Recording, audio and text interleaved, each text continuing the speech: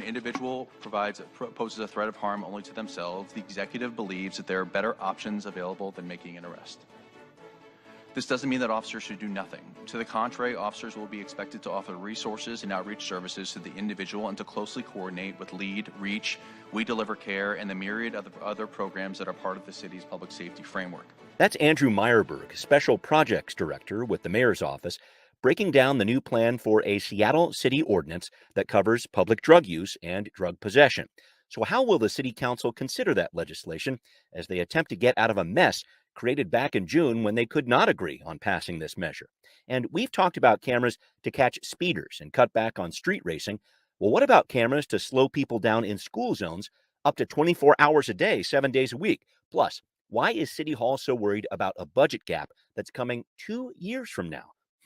Lot to think about here on Seattle News, Views, and Brews, your coffee break political podcast. I'm Brian Callanan. I'm a host on Seattle Channel, and the views expressed here are mine.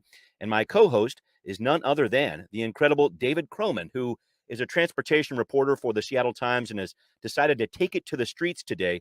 David, you are out in Ballard, so I know we're going to hear some background noise there, but what's shaking in that fine part of the western part of Seattle?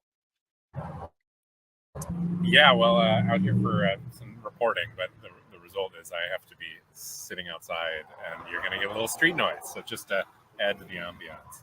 That's all part of the fun. I did want to point out, I noticed you had a recent post about higher public transit ridership during the Taylor Swift concert weekend, and my story pitch was this. You travel the country following the Taylor Swift Eras Tour completely by public transit and see if you survive. Good idea or great idea? What do you think? Yeah, great idea if I can find someone to finance my tickets to my $1,500 tickets to Taylor Swift. No doubt, no doubt. You'd have to interview her too. There's no other way around it. Well, thank you, David. Thank you always for joining me here. Thanks also to our background noise sponsor, City Grind Espresso on the first floor of City Hall. Thanks also to our show patrons, hoping to have more of you listeners become patrons. That's how the show really survives, folks. Join us at the $5 level, and we will send you a wonderful podcast sticker just for you. We also feature our patrons' sticker shots, photos of their decals in action on our podcast as part of the video version of this show on Converge Media, our partner who airs this podcast Wednesday nights at 7 o'clock. Thank you very much, Converge. All right, let's get rolling with right here, right now. Well, at long last, David, the council is considering the mayor's new proposal for an ordinance regarding drug possession and public drug use. Now, first things first, it appears the council will not be jamming this into a full vote before the council's 2-week break coming up here in the last 2 weeks of August. So the city's in a little bit of no man's land legally here, at least until September, because the state's law on this, a gross misdemeanor for these offenses with a focus on treatment, kicks in August 15th. I want to put that aside just for now, David, because I just want to get your point of view on the bigger issue here for me, what the mayor is calling more clarity for police officers. So if a person using drugs is a harm to others, make an arrest on gross misdemeanor charges. If that person is a harm just to themselves, let's not worry about the criminal charges. Let's get them into treatment. I'm just trying to figure out, what is that going to look like on the street? Do you think this really gives officers clarity, or how messy is this going to be? Well, I mean, arrest decisions are always pretty subjective. We know that, and regardless of whether or not there's language specifying that, you see certain things prosecuted more than others. I'm sure we can find some laws on the books that never get prosecuted. So, sure. In that sense, it's not, I would say, all that rare to have that level of subjectivity. But this is a really sensitive subject, and I think there is already a sort of tension between police on the street and the decisions that prosecutors make down the road. And so, I guess I could see some people having some concerns about putting the responsibility in the hands of officers on the street to decide what is a threat to others and what is somebody who's somebody who needs treatment. It's when there's kind of openness around those sort of major decisions, those are the sort of things you want to track pretty closely.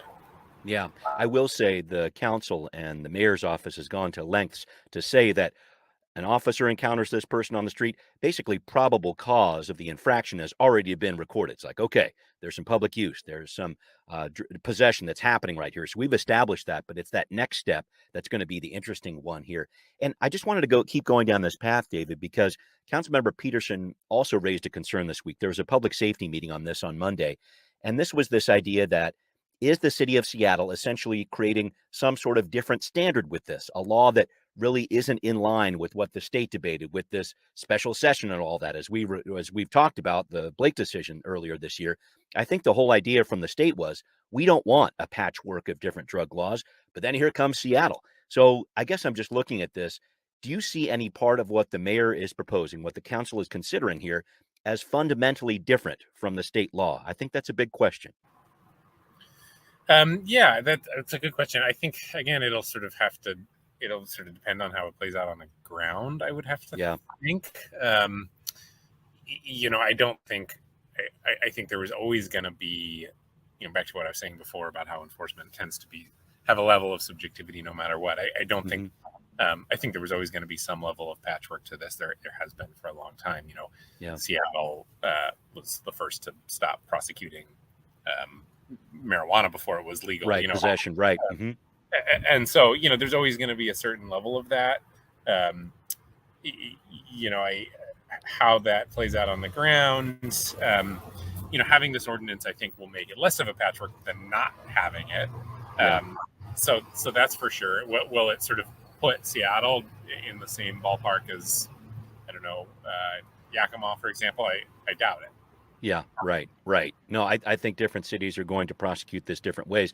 And I do think the mayor, with his proposal, is trying at the very least to speak to the spirit of what the state was trying to pass here and what the governor was talking about when it comes to replying with or responding to the situation with treatment first and then coming in with that enforcement, the criminal enforcement piece second. I really do want to point out, folks, this was a very interesting public safety committee meeting, actually also looking at gaps in the fentanyl treatment services that are available to Seattleites.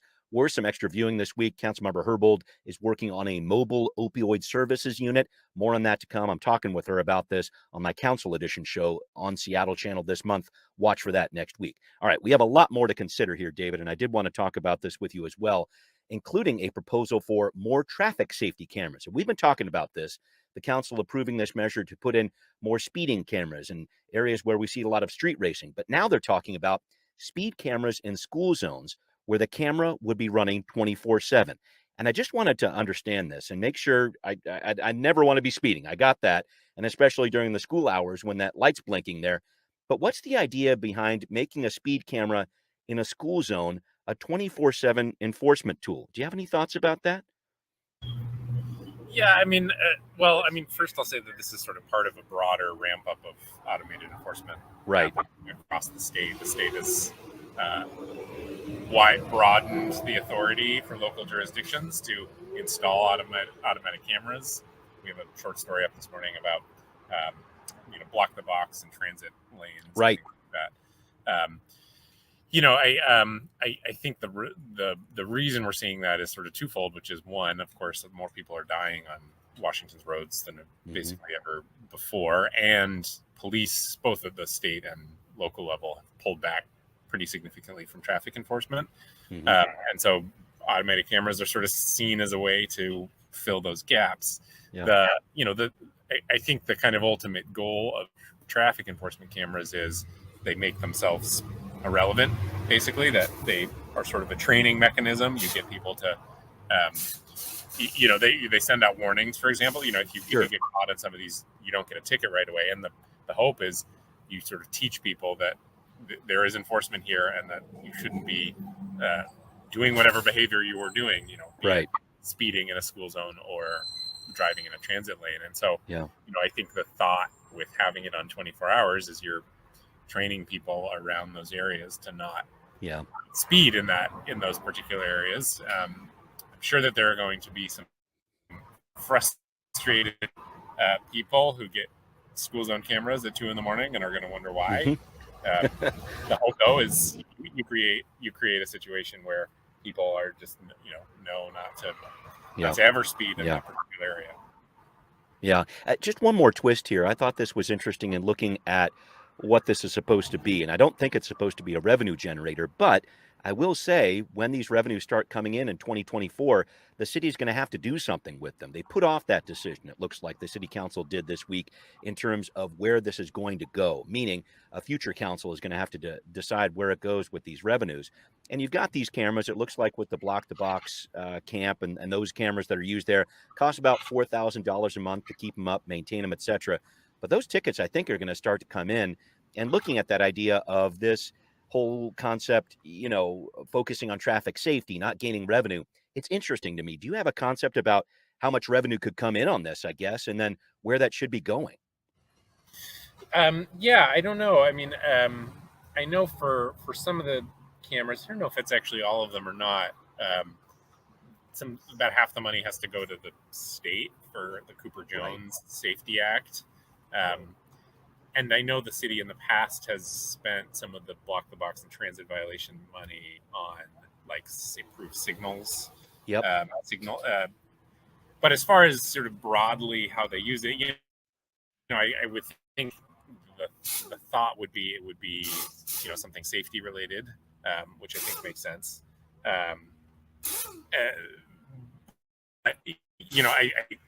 There's a lot of revenue sources in the city, not a lot, but some revenue sources in the city where they necessarily decline over time, and so you don't want to build in something long term based on that revenue source. So finding something that can be sort of a strong upfront investment that doesn't need sort of ongoing funding for decades to come, I think will be sort of the trick.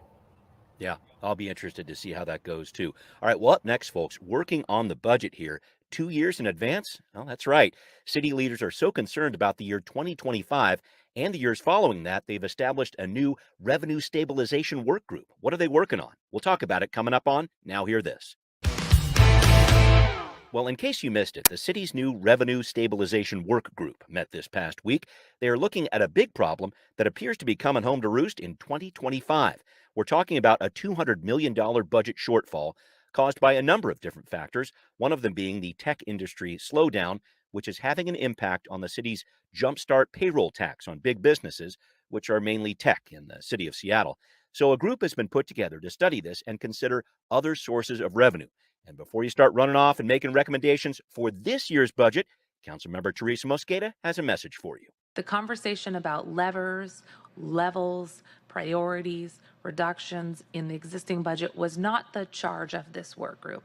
This work group was convened specifically to look at Seattle's tax structure and identify ways to make it more equitable and raise new progressive revenue. I ran that soundbite because I wanted to make sure I stressed we are looking at the long term here, and there are a lot of moving parts. But really at the root of this, folks, is the desire from some council members to not make jumpstart revenue simply a tool to shore up the budget, as it has been used over the past couple of years, and get it back to where it was intended, focused on affordable housing, Green New Deal initiatives. Overall, David, what do you make of the work that this group is putting in? We're talking about a pretty serious shortage of $200 million in a few years that could persist well into the future. Yeah, I mean the it's a very Seattle problem, or a Washington state problem. There's not a lot of options at the local level for a city like Seattle to around taxation, and so the question is, how do you find extra money, or how do you cut enough to close that gap? I think Jumpstart is obviously a tempting source because it's a significant new source of revenue, that probably the newest, most significant and largest new source of revenue to the city of Seattle, and at least since I've been covering Seattle that I can remember, beyond a new property tax levy or something like that. But it has the advantage of it's been doing well, as other revenue sources have not. So that, of course, makes it tempting. The city has had these stakeholder groups sort of look at other possible quote progressive revenue sources they could bring in. I have to say at first glance the list is a little thin as far as viability and legality and significance. How much money somebody would actually bring in. Councilmember Peterson has proposed a capital gains tax at the local level now that the Supreme Court has seemed to sign off on that. That wouldn't surprise me, that if Seattle went that direction. But the implementation of that could take a while. And some of these other sort of proposed revenue sources around whatever vacancy taxes or congestion taxes, those feel a little either difficult to implement far into the future and perhaps not actually that significant source of funds. So then the Seattle Metropolitan Chamber of Commerce is pushing for the city to just cut more instead of add more taxes. So this is a very classic kind of government debate that we're having here. Oh, yeah. No, and it's important to have it. And Councilmember Peterson is also talking about potentially taking a look at the city's pension system and looking for some cuts there. We'll see how that goes. And you bring up these different ideas here. There are 9 of them, folks. David has talked about a few of them. There's also a possible tax on high-paid CEOs. Portland and San Francisco are doing that when a CEO makes at least 100 times more than the median worker. And then you've got these ideas about a tax on vacant residential units, charging tolls on congested roads, increasing sales tax on properties above $5 million, and even a city level income tax. And I think you're onto something there, David, with regard to what it would take for some of these proposals to get off the ground and actually be something that would be a significant source of revenue. The other hurdle there that would be some of them would actually require some state help, meaning the state legislature would have to step in and say, yep, you're going to be able to do that, City of Seattle. And that's not an easy thing to do. So I guess I'm looking at this from the perspective, Axios brought this up, and I thought this was an interesting point. Why not just take the jumpstart structure that you have in place and maybe tweak that a little bit, lower that threshold such that more businesses would be involved in it, something along those lines? Is that the right avenue to consider here? What do you think? Yeah, I don't know about right or wrong, but it's would probably be the simplest because the infrastructure is there. And Councilmember Sawant had been pushing for that basically from the beginning, that the threshold on this should be lower. I think the threshold is what it is because of, at the time when it was passed, there was a lot of sensitivity around what it would take to get a tax like this passed and then not repealed through a referendum because, the attempt before of the quote head tax that was sort of widely seen as a political disaster and was on its way to being repealed by referendum. And so the city council just elected to roll it back. So I think there was a lot of tiptoeing in this second round with the jumpstart payroll tax. Since then, though, it has become a source of money that has been fought over, even by people like the mayor, who is maybe not as enthusiastic about it as other council members were. And yet there's really no talk about rolling that back. Any sort of organized opposition to it doesn't exist as far as I can tell. And so, I think the waters had been tested around this tax and it has floated, so to speak.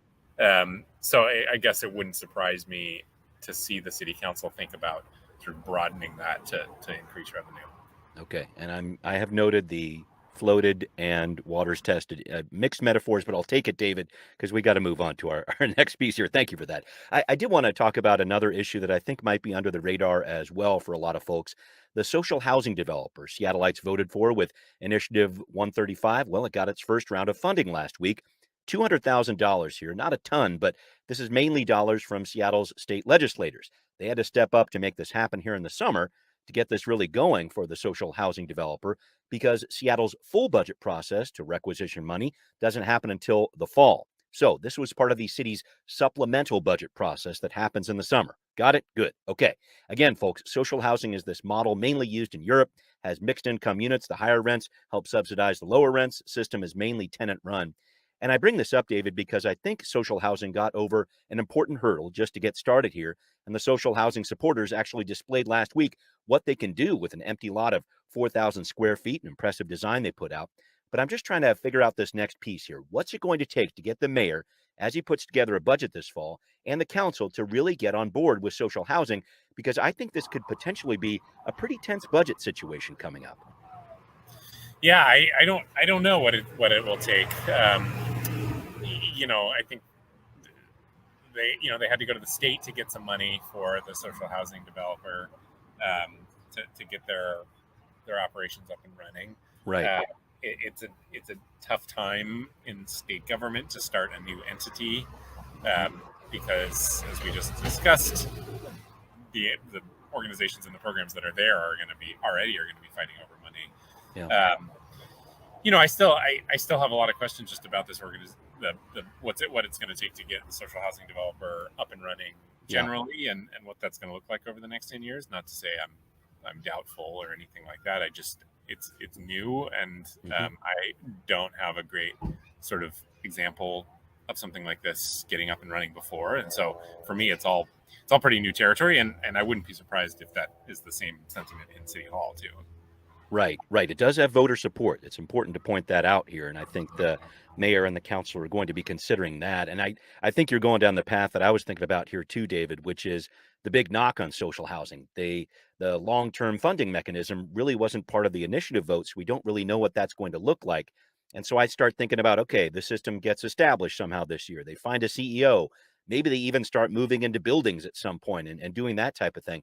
But it's still going to take a while to get revenue coming in that would actually make this self-supporting. I guess I'm trying to figure out, okay, how long does the council support this in the short term?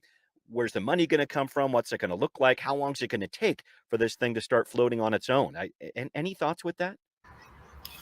Yeah, I think that was the kind of big.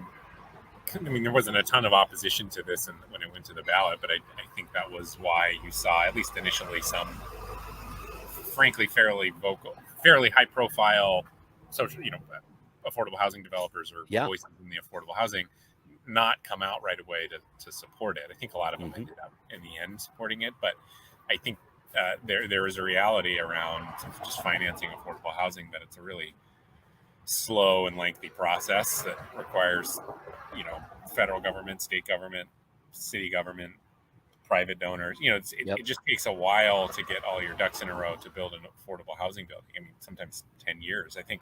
I remember covering a groundbreaking on an affordable housing building in like 2015 that I think just opened. So it takes a while. Again, that's not to say that it's a bad idea. And if your goal is to build this kind of housing, you do have to start somewhere. But getting it to the point where it's churning out new units on a significant level is certainly going to take some time. Yeah, it will. And I think what social housing supporters will tell you is that the way they have this set up, it doesn't require federal funding to get going. It actually has some thresholds there where it helps out people who are beyond what usually the federal government would help, meaning those people making 30% of the area median income or lower. This is a system that would actually support people making up to 150% of the area median income. So the hope is this will get a lot more people on board, and we will see something happening a little more quickly than this without a lot of that federal red tape. So we'll see. Again, the proof is in the pudding here, and we'll have to see where this goes. But a very interesting discussion ahead for social housing over the next couple months and years for the city here as it looks to support this program. All right, well, up next, ferry riders get ready to pay more to cross the water this year, possibly in the years ahead too. David's got the story next on Transportation Talk. David, you recently wrote in the Seattle Times about ferry fares going up by 4.25%, about 40 cents a trip on the state's bigger routes here. And that's going to be happening this year and then again next year. Tough one here because, as we have been talking about on this podcast, service has not been great, but here we are talking about prices going up. What's going on here? Yeah, so I mean, this is to fund operating expenses, and the reality is, the legislature funds most of that, but and there's some through taxes and things like that. But when they were writing their budget, left a gap that they would assume would be filled by ferry fare increases. So that's really the reality here. Of course, the pandemic had a big effect on how much money the ferries were taking in through ridership, because that's still down. I don't remember what it was recently, but 70 some percent of what it was pre-pandemic. Yeah, 77% you wrote. Yeah. And so, and that's of 2019 levels. So one would have thought that if the pandemic had not happened, those numbers would have continued to grow. So that, of course, is a hit, and that they're trying to cover.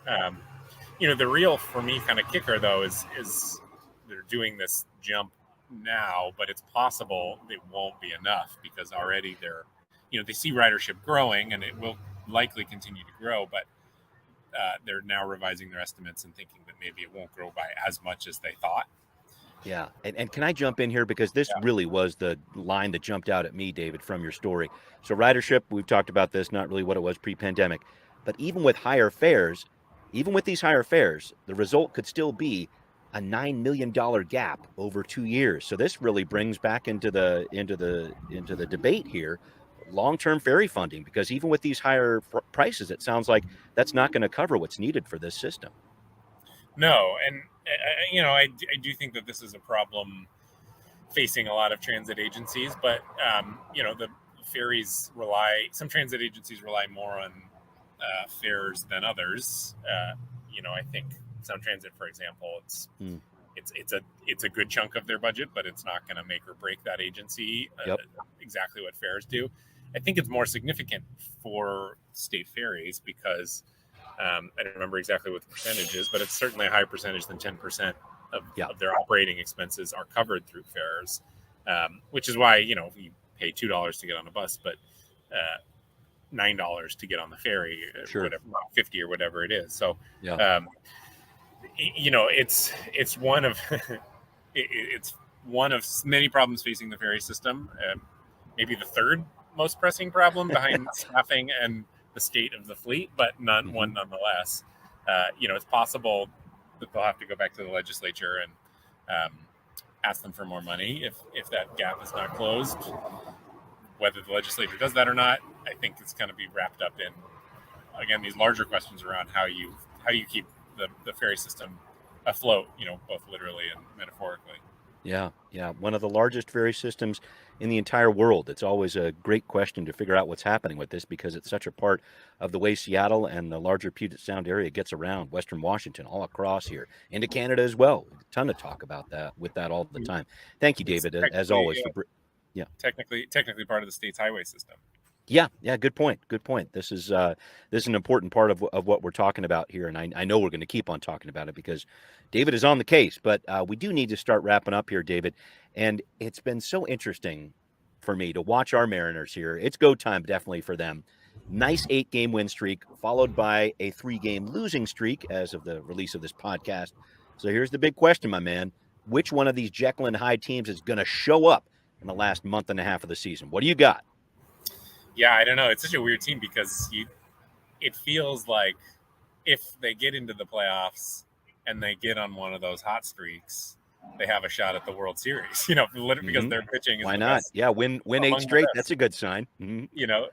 But that's a big if, whether they get into the playoffs or not. I don't know. I guess my prediction is they come up just short, but we'll see.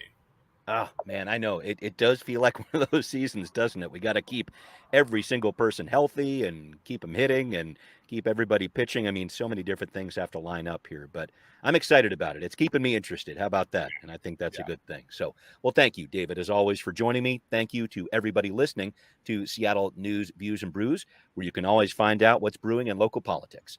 This podcast is on Apple, Spotify, Stitcher, wherever you like to listen. Please also find Seattle News, Views, and Brews on Patreon, why don't you?